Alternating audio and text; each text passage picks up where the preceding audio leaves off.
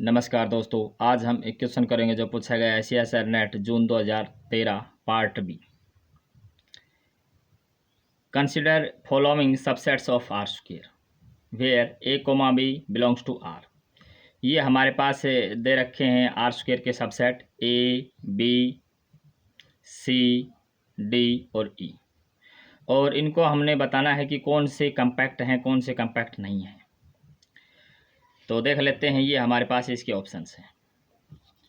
तो पहला ऑप्शन हम देखें कि ordered pair X comma Y belongs to R square such that x square by A square plus Y square by B square is equal to 1 है और A not equal to B है। अगर ए equal to B हो तो ये इस प्रकार की फॉर्म है, ये सर्कल बन जाती है, और A not equal to B है, इसका मतलब ये इलिप्टिकल टाइप है।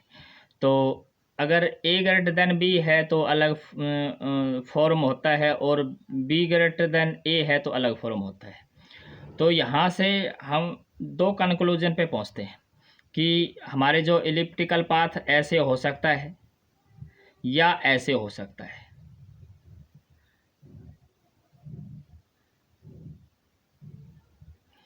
तो क्या है, और इक्वल टू 1 है, मतलब ये पॉइंट है इसके अंदर ऊपर, और ये क्या है, क्लोज्ड भी है और बाउंडेड भी है। तो ये क्या हो जाएगा, कंपैक्ट हो जाएगा। तो ये तो ऑप्शन हो जाएगा ए कंपैक्ट। सेकंड की बात करें,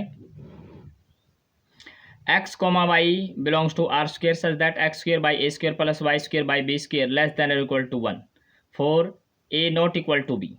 तो ये वही बात है, नॉट इक्वल टू बी है तो ये इस प्रकार की फॉर्म इलिप्टिकल टाइप है।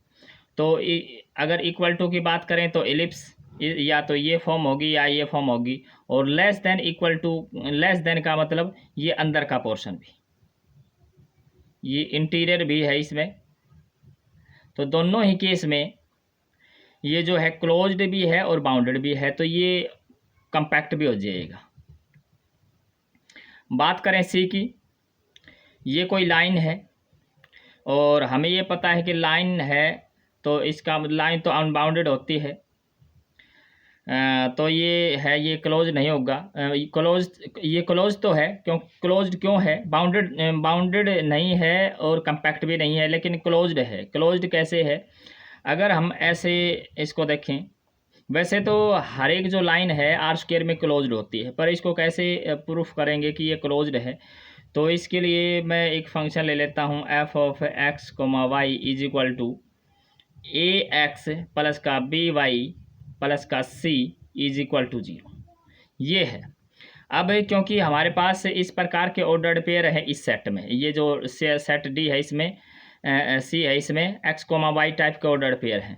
तो अगर मैं एफ इनवर्स ले लूँ, क्योंकि ये जो लाइन है ये कंटिन्यूस है, तो अगर इसका इनवर्स ले लेता हूँ, F inverse F of X comma Y is equal to F inverse singleton.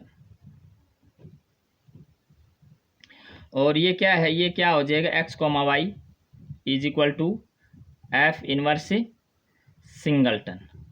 और सिंगलटन सेट क्या होता है, क्लोज्ड होता है, और फंक्शन कैसा है, कंटिन्यूस है, लाइन है, कंटिन्यूस होती है लाइन। तो इसका मतलब क्या है, क्लोज्ड सेट की इनवर्स इमेज क्लोज्ड होती है। तो इस प्रकार के जो ऑर्डर्ड पेयर हैं जो भी आएंगे वो क्लोज्ड आएंगे। तो इसका मतलब ये कि ये जो लाइन है, इस प्रकार के सेट ऑफ लाइंस हैं, ये क्लोज्ड होती हैं इन आर स्क्वायर, लेकिन बाउंडेड नहीं है, तो कंपैक्ट भी नहीं है।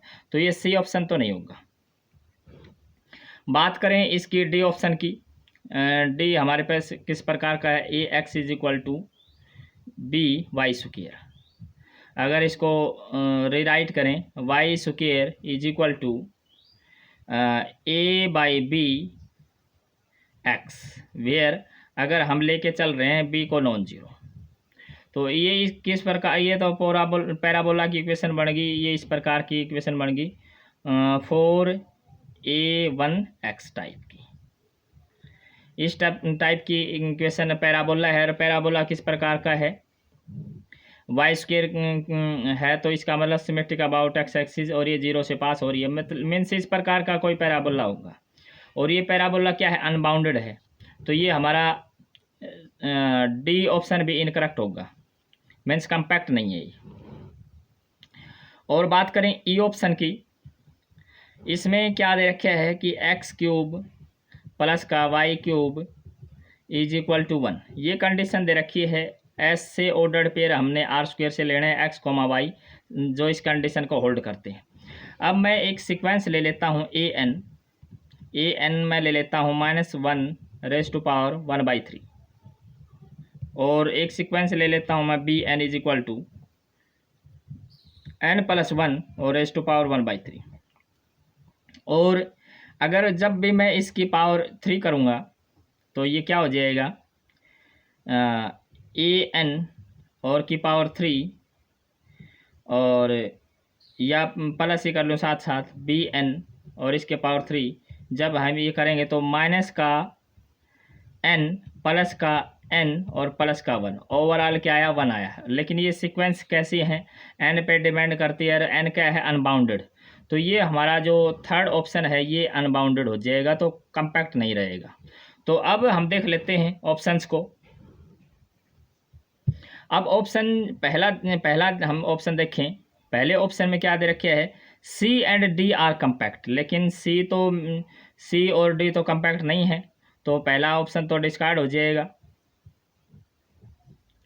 और सेकंड ऑप्शन की बात करें, A comma B and C are compact, लेकिन ई तो क्या है कम्पैक्ट नहीं है, तो ये भी डिस्कार्ड हो गया।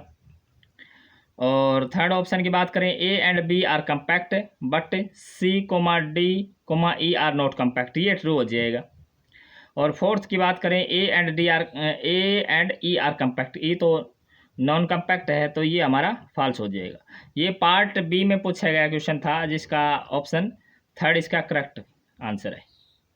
Thanks for watching.